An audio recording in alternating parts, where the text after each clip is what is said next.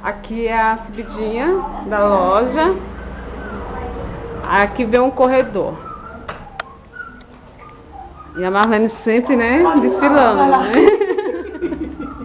Aqui vem... Ó, a porta ficou linda, né? É do corredor, né? Aqui é a entrada da loja. Vai abaixo, né? Mas não. É. Aqui vem um complemento. Vou mostrar logo tudo, né? Um pedacinho. Não, isso, pronto.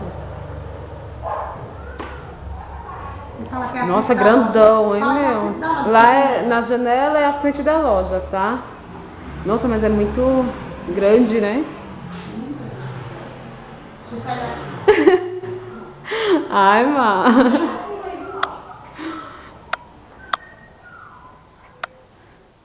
Aqui é a janela, né? Como eu falei. Aí agora que já vai pro fundo e a entradinha onde eu entrei. Que vai ficar chique quando ela colocar todas as roupas. Vai ficar bom. Marlene. Oi? Foi tudo. Tá ótimo, então. Sai então pra cá, lá, pra ela assim. Mas ela vai bujar, pra você ter noção.